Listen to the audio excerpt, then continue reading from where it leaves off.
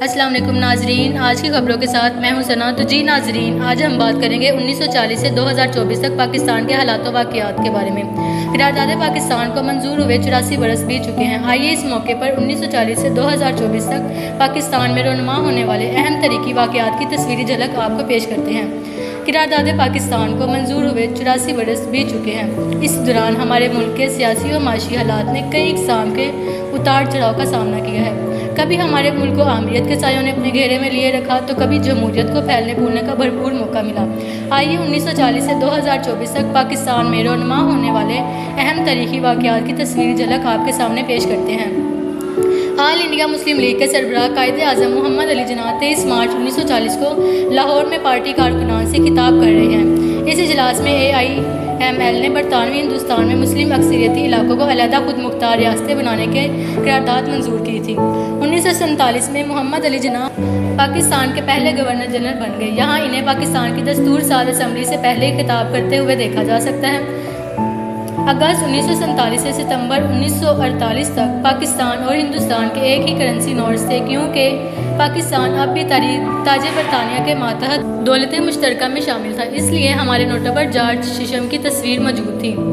پاکستان کے پہلے وزیر اعظم لیاقت علی خان 1939 میں دستور ساز اسمبلی سے خطاب کیا اور اس موقع پر انہوں نے قائد اعظم کے انتقال کے چند ماہ بعد تیار کی گئی قرارداد مقاصد بھی پڑھی۔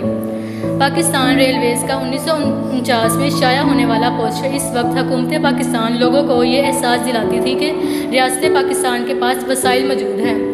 1950 سے 1952 کے درمیان پاکستان کی معیشت میں اس کے زرعی پیداوار کی طلب میں اضافے کے سبب زبردست تیزی آئی، جس کے بعد پاکستان میں پہلا 5 اسٹار ہوٹل 1951 میں کراچی میں تعمیر ہوا، جسے ہوٹل میٹروپول کا نام دیا گیا۔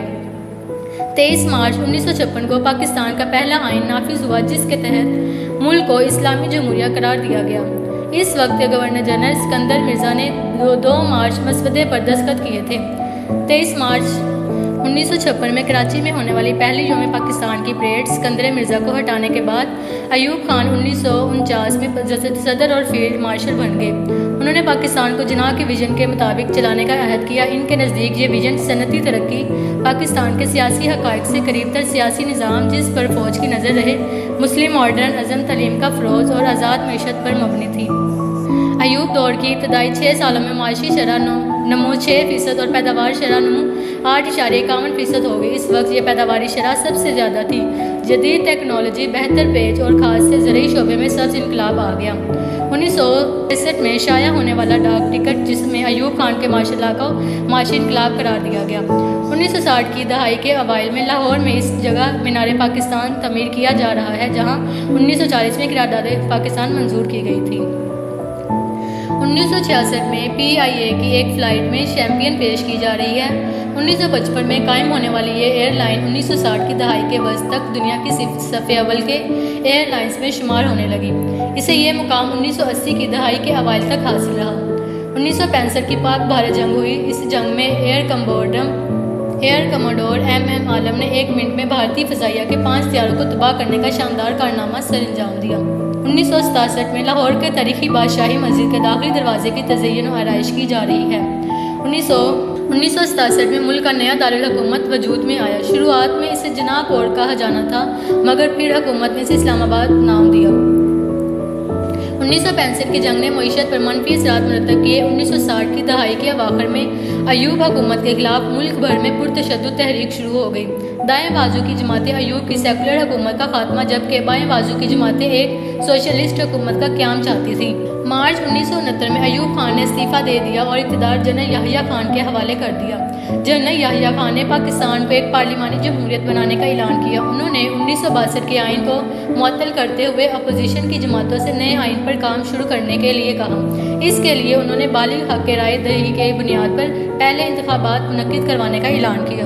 ملک میں پہلے پارلیمانی انتخابات منعقد ہوئے۔ بنگالی قوم پرست جماعت عوام لیگ نے مشرقی پاکستان اور ذوالفقار علی بھٹو کی عوامیت پسند جماعت پاکستان پیپلز پارٹی نے مشرقی پاکستان کے سب سے بڑے صوبوں پنجاب اور سندھ میں کامیابی حاصل کی۔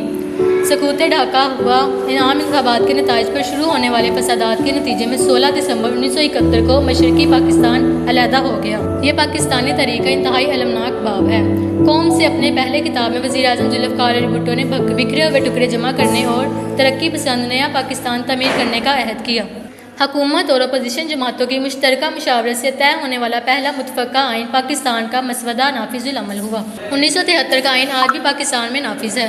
1974 میں ایک آرٹ نمائش میں پاکستان فلمی اداکار وحید مراد، ایک نامعلوم مہمان اور ٹی وی اداکار سائرہ کاظمی ساتھ کھڑے ہیں۔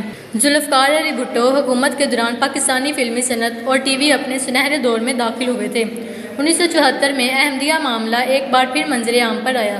ذوالفقار علی بھٹو اس بات پر زور دیا کہ پارلیمنٹ میں مذہبی بحث و مباحثوں کی کوئی گنجائش نہیں ہے، مگر جماعت اسلامی نے یہ کہتے ہوئے رد عمل دیا کہ گنجائش ہے، کیونکہ آئین کے مطابق پاکستان ایک اسلامی جمہوریہ ریاست ہے۔ جب فسادات نے شدت اختیار کر لی اور پنجاب اسمبلی کے چند پی ممبران بھی مطالبے کی حمایت کرنے لگے تو بھٹو نے پارلیمنٹ میں احمدیہ مخالف بل پیش کرنے کی اجازت دے دی۔ آئین میں ترمیم کی گئی اور احمدیوں کو غیر مسلم قرار دے دیا گیا۔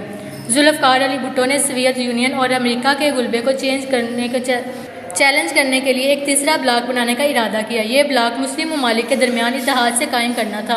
اس سلسلے میں 1974 لاہور میں دوسری اسلامی سربراہی کانفرنس منعقد ہوئی، جس میں تمام مسلم ممالک کی ریاستیں اور حکومتی سربراہان کو مدعو کیا گیا تھا۔